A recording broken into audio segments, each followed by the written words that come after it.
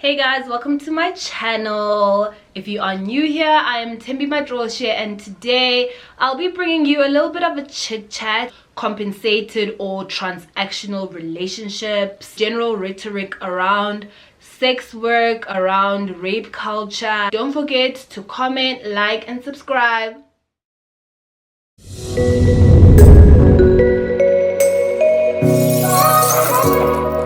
All of those things that were extremely normalized to us growing up are incredibly problematic,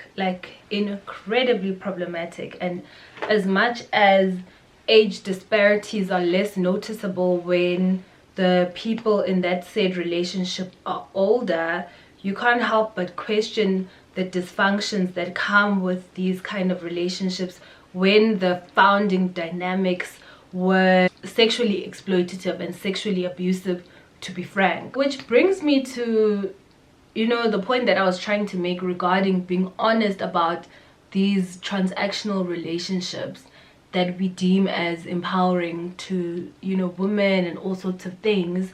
Don't get me wrong, I extremely and vehemently believe that women should be compensated for their labor in all forms, whether it is emotional labor, whatever, sexual labor, whatever labor that a woman performs within a relationship. I think it's important that there is compensation for that. Intellectual labor, a lot of labor that women perform daily within relationships, that goes without compensation. And when it comes to this conversation of cross-generational relationships, I think a lot of what I've just spoken about regarding grooming does come into play. Like for me personally, I think I became very disillusioned by age in general when it came to relationships, because I was so used to being groomed. I was so used to being with people that would manipulate me based on me being younger than them. You'll be naive to think that that doesn't take place within a cross-generational transactional relationship, because a young woman, despite her being legally of age to be a consenting individual, can still be highly manipulated by somebody that is older than them, more powerful than them, financially better off than them. There are a lot of dynamics that can come into play regarding how these relationships can be dysfunctional and be abusive as well. And I definitely think that it's possible to have a healthy relationship where there is a sense of compensation and the romance does involve money and gifts, and the people involved can completely love each other and respect each other and treat each other in a dignified way. I'm not taking that away from anybody or anyone's experience.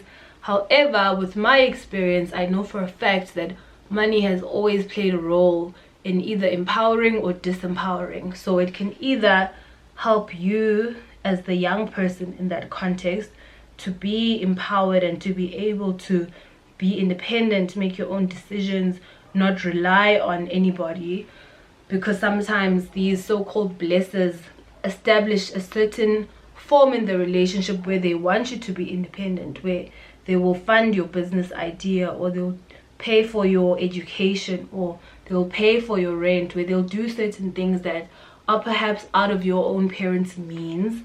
And that is extremely empowering for you as that young woman. But at the same time, I've had instances where me and that particular person had a disagreement, and then they use money as a means to discipline me or reprimand me, or they don't do something that they had promised to do because I didn't reciprocate something that they wanted. A particular instance was me coming to Joburg while dating an older man. I think he was about 38 at the time.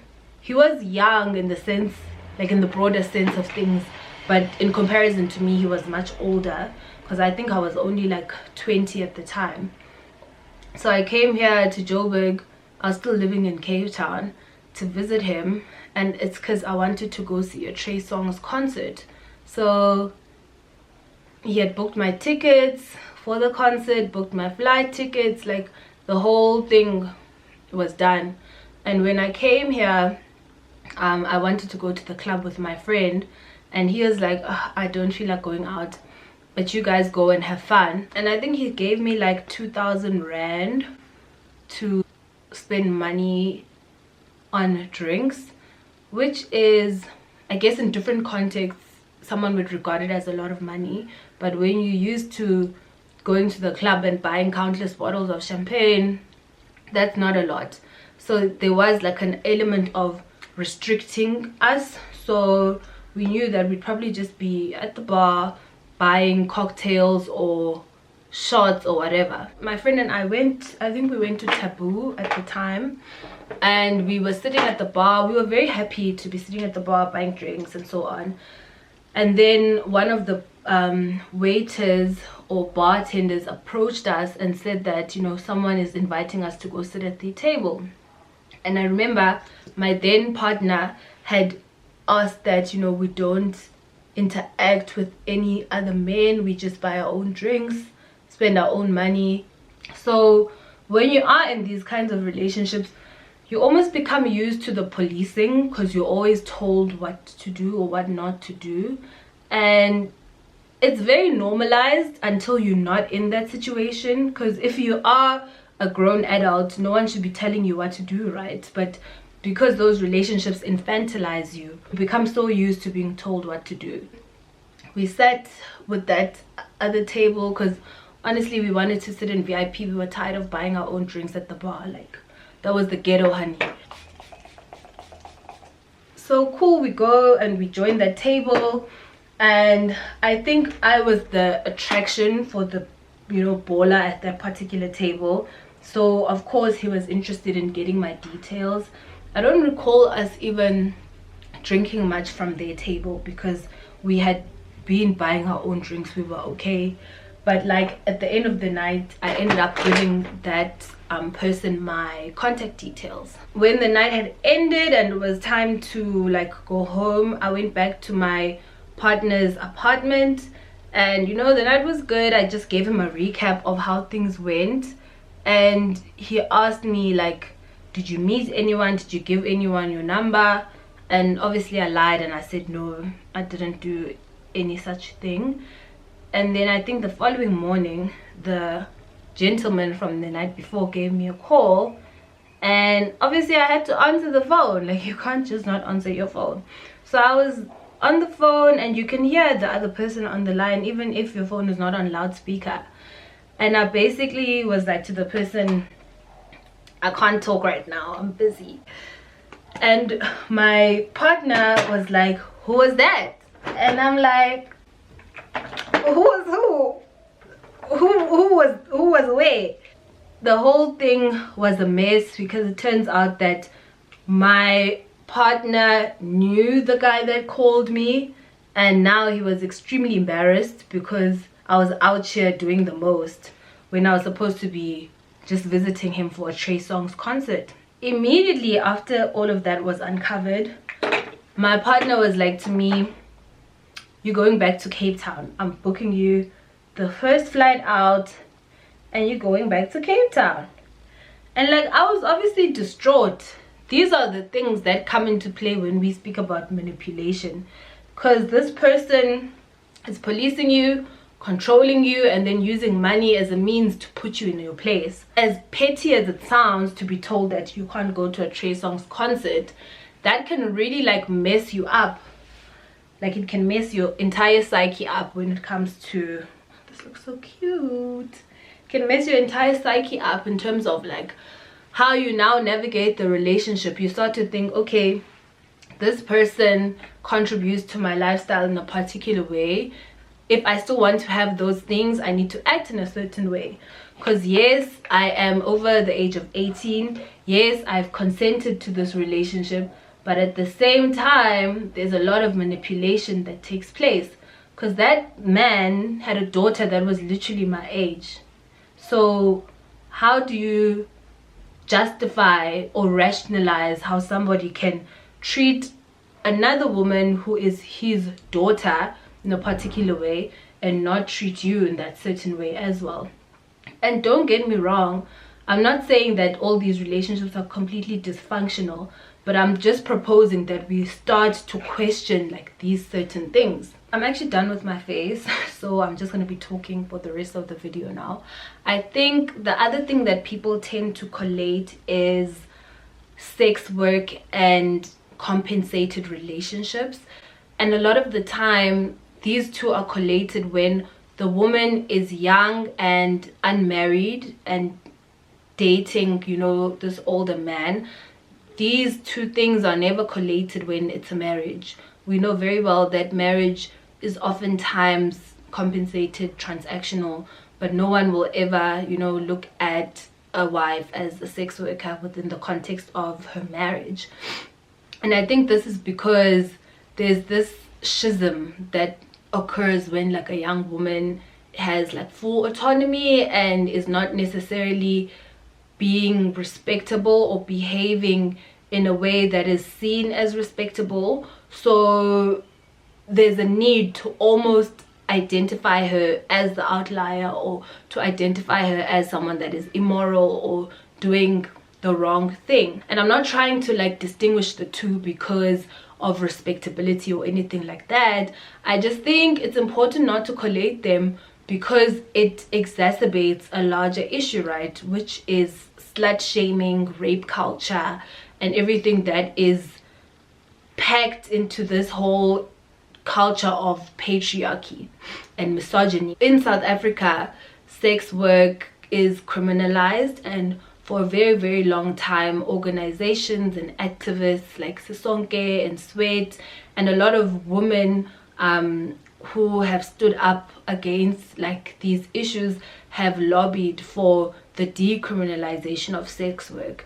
And I think, for instance, now this pandemic makes those disparities very exposed, because we're seeing that there are people on the peripheries of capitalism who still contribute to capitalism but are not protected because of these respectability issues. So with COVID-19, a lot of activists were pleading to the president that, you know, sex workers get a form of aid or relief because they are unable to work currently. And I think it's done more than expose the failures of our current government, but also our failures as a society to recognize the legitimacy of this kind of work. So before I go off on that tangent, I think it's important to not collate the two, compensated relationships with sex work.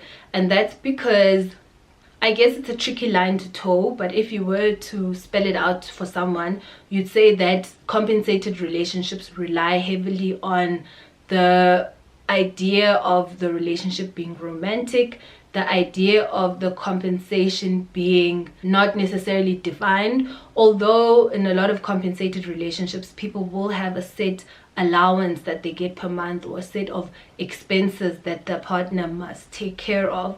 But I think there's this idea or this understanding that compensated relationships revolve around love and trust and loyalty, and then the transactional side of it is mere compensation for what the blessee or the, you know, whoever, whatever counterpart is in that relationship receives.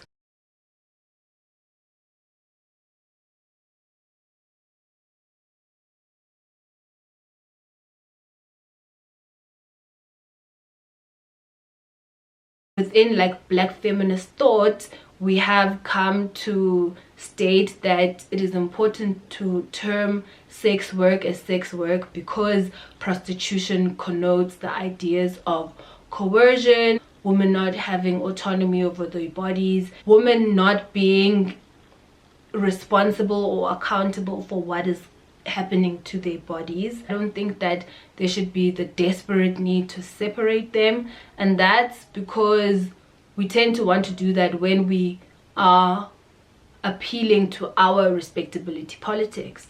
So a young woman might say, I'm not a prostitute, I love my man, he just happens to be rich. When you are in a sense trying to uplift yourself and make yourself feel better, and at the same time making the sex worker seem as immoral, lesser than individual. With the pandemic happening, we've seen a rise in a lot of women digitizing sex work, and we've seen a lot of positive messaging around the idea of sex work. I had to change locations, and I have a little outfit change because I was taking some pictures. The spare room turned studio. The sun tends to set earlier that side versus where I usually shoot in my room, but I will sort my whole existence out. So I'm really sorry about that background change. There's been a lot of like positive rhetoric around, you know, sex work that's been digitized, OnlyFans specifically. And obviously we know that Queen Bee dropped that Meg the Stallion remix of Savage, where she iconically stated on that demon time she might start an OnlyFans. OnlyFans is the widely known platform for not only sex work but content creators that want to give a premium service. Tend to be sex workers, cam girls, people that are interested in kink and so on. You know, there are varying kind of markets that someone who is on OnlyFans can cater to. So it was quite interesting to see that B dropped that line, and I saw a number of opinions on what she said. For starters, there were people who were quite empowered by the line, people who felt like, you know, sex work is being recognized as a form of legitimate labor, people who felt that yes, I am seen, yes, there is, you know, bad bitch messaging around what I do.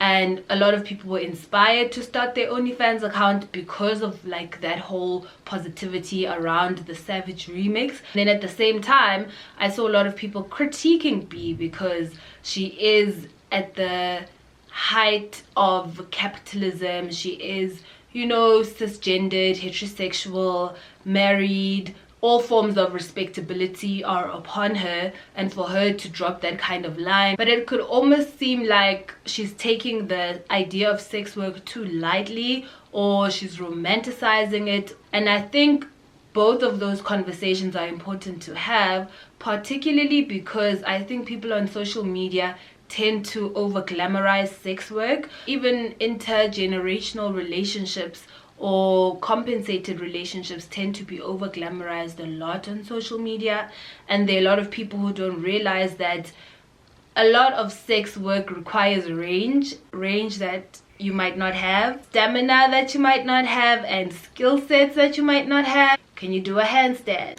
Can you do a split? Can you pole dance? Do you have the core and upper body strength for that? There's a lot that goes into being a sex worker outside of, you know, counting your rags at the end of the day. I'm definitely for the positive imagery and messaging that is circulated, because it is a step in that direction of destigmatizing sex work, removing the stereotypes attached to sex work, and then towards a decriminalized state when it comes to sex work. I feel like I touched on a lot of stuff, and I feel like I didn't do justice to any of the topics, but this is just me simply beginning a dialogue that we haven't necessarily have on this YouTube platform. A lot of the conversations occur on Twitter, but don't necessarily reach a point where people can be loud and visible and, you know, very deliberate about bringing these issues to the forefront, which is something I'm very passionate about, attaching my name and my brand to these particular issues that people don't necessarily want to talk about out loud and in public when they have reputations to uphold, or, you know, all sorts of respectability that's attached. So yeah, I hope you guys enjoyed this one. It was a bit hard, I must say, engaging some of these topics and then just circling back to the issue of rape culture.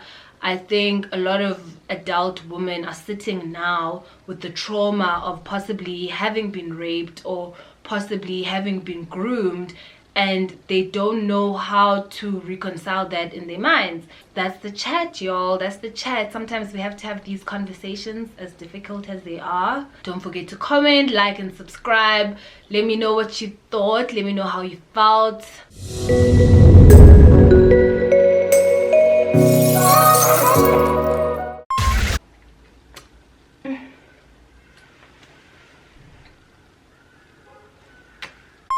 But does my makeup and hair not look bomb though? I'm obsessed with this whole look. Like, it's so simplistic and cute. I think this is my, you know, my new vibe. I'm loving it. What's the word?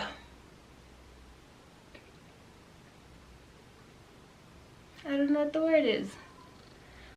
The topic for today is